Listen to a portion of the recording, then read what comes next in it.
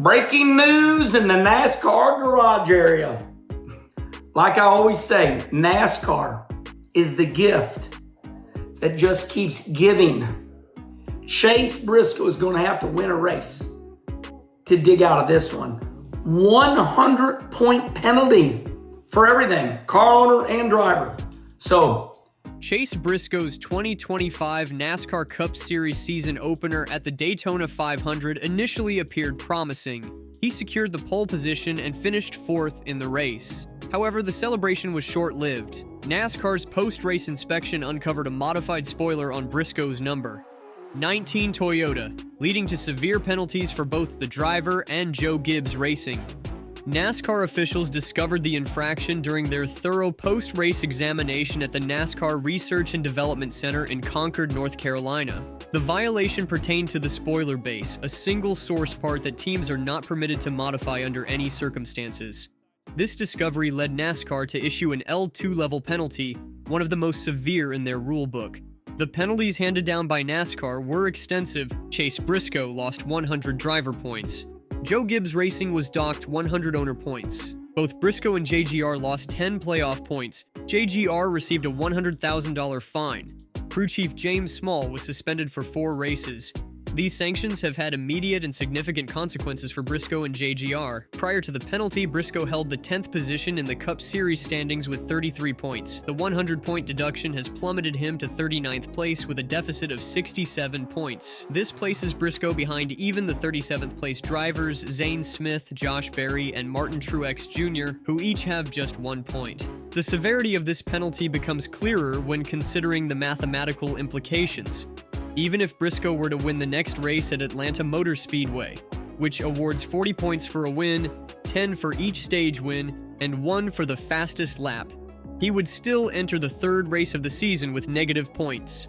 Joe Gibbs Racing has announced its intention to appeal the penalties. In a statement, the team explained, "The issue in question was caused in the assembly process when bolts used to attach the spoiler base to the deck lid caused the pre-drilled holes to wear due to supplied part interferences. This explanation suggests that the modification may have been unintentional, resulting from wear during the assembly and race weekend rather than a deliberate attempt to gain an unfair advantage." However, NASCAR's stance on single-source supplied parts has been consistently strict since the introduction of the next-gen car in 2022. The sanctioning body has shown zero tolerance for any modifications to these standardized components, regardless of intent. This approach aims to maintain a level playing field and control costs across all teams. The Briscoe penalty is not an isolated incident in NASCAR's recent history of enforcement. In 2023, Hendrick Motorsports and Colleague Racing faced similar L2 penalties for altering hood louvers at Phoenix Raceway. Those infractions also resulted in $100,000 fines, 100-point deductions for both team and driver, and the loss of 10 playoff points. These precedents suggest that JGR's appeal may face significant hurdles. The timing of this penalty is particularly unfortunate for Briscoe. This is his first season driving for Joe Gibbs Racing, a move that was supposed to mark a new chapter in his NASCAR career. He replaced the retired Martin Truex Jr. in JGR's number 19 car and had been looking for a breakthrough year at one of NASCAR's powerhouse organizations. Adding to the challenge, Briscoe will be without his crew chief, James Small, for the next 4 races. Small's suspension will keep him away from the pit box until the March 23rd race at Homestead Miami Speedway. This loss of leadership during the crucial early part of the season could significantly impact Briscoe's performance and ability to recover from this setback. The NASCAR community's reaction to the penalties has been swift and varied. Social media platforms erupted with comments ranging from sarcastic jabs to expressions of genuine shock. One fan joked, "Congrats, if you are reading this, that means you, yes you, currently have more points in the 2025 Cup standings than Chase Briscoe." Another fan pointed out the mathematical implications of the penalty.